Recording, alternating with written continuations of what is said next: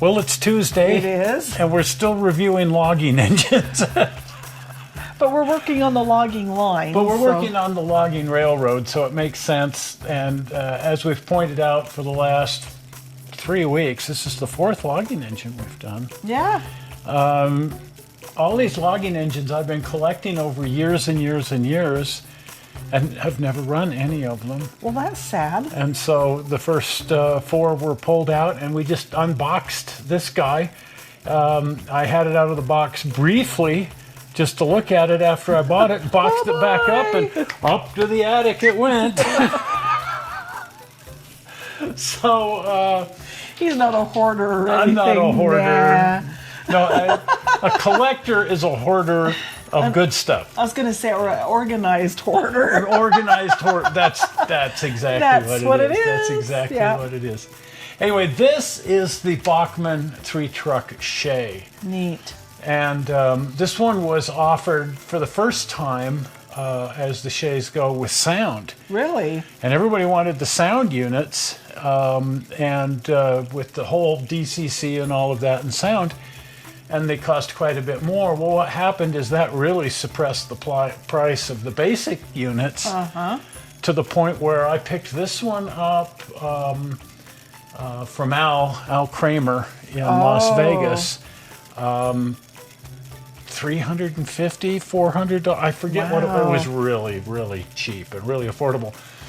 And as I say, you're seeing it being unboxed right now. Wow. It's never been unboxed and it's never been run. Wow. So let's haul it in. Now, we don't have the logging railroad ready. It isn't a running logging railroad. It's a work in progress. But we do have the Colorado switching yard.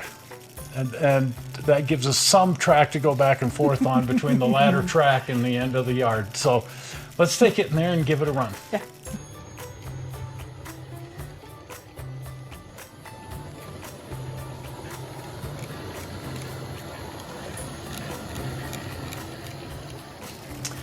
Now, check this out. It actually runs really well. Not bad. It's brand new, out of the box, never been run. Nothing's lubricated yet, so I shouldn't be running it a whole lot because these Bachmann engines need to be lubricated. Right. They're shipped with dry gears, so when they're brand new like this, you want to not run them too much before you get some lubrication into the gears. But this guy's running great. Nice. Good slow speed. I thought the little climax from last week was probably our best runner to date. It just got beat. Yeah. This is now the best runner. That's the best one. on the whole railroad. And isn't it a gorgeous engine? So what are these braces for down here at the bottom of the wheel trucks? Any idea? That is a good question. Yeah, because I'm looking at I'm not that. familiar with that look because, boy, that's right down in the weeds and dirt and Well, stuff. it is down in the weeds and dirt, but it's like fascinating. So maybe it's like the cow catcher, except it's the rabbit catcher. I don't.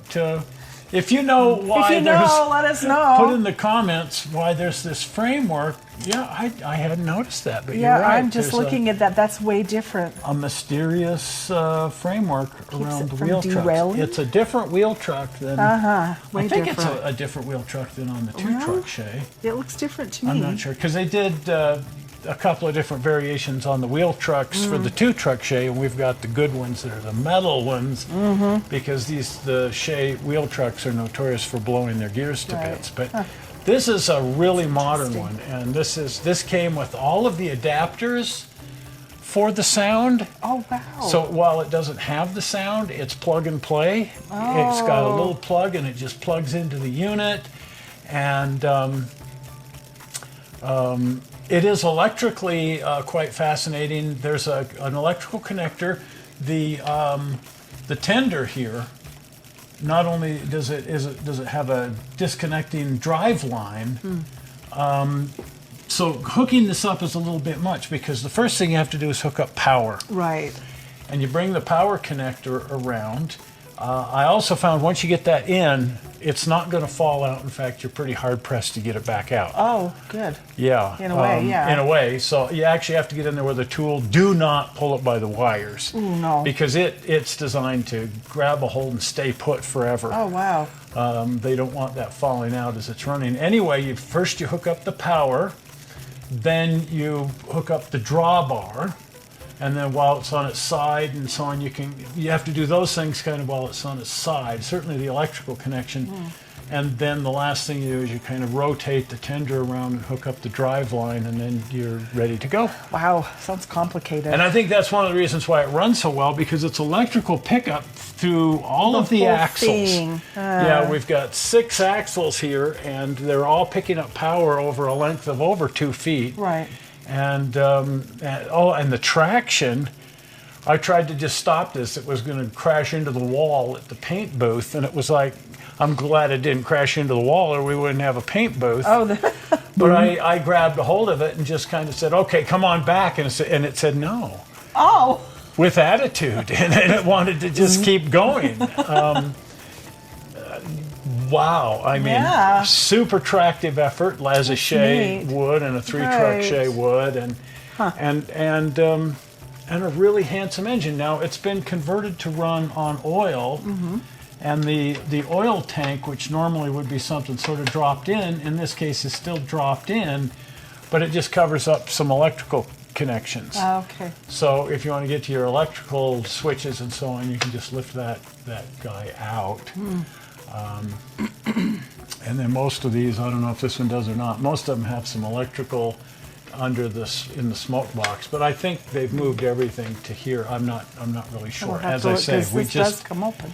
We just barely. I can tell, or something is. Yeah, and I don't know. We won't pull it off. Not going to mess with it just now. Get it off for the people to see. Oh, look, this opens. Yeah. It's really got some neat things. The 3-truck Shea has this water column for dumping water back into this tank.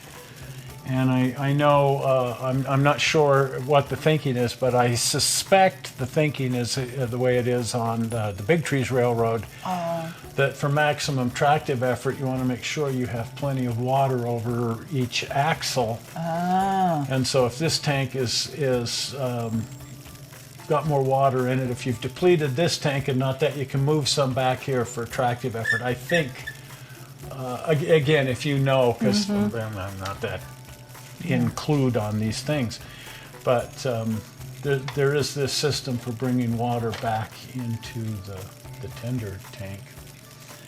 But what a handsome engine! It's beautiful, handsome, good running, super. I do want to use the plug and play. We'll see just how easily converted it is, because I want all these engines to be DCC. Right.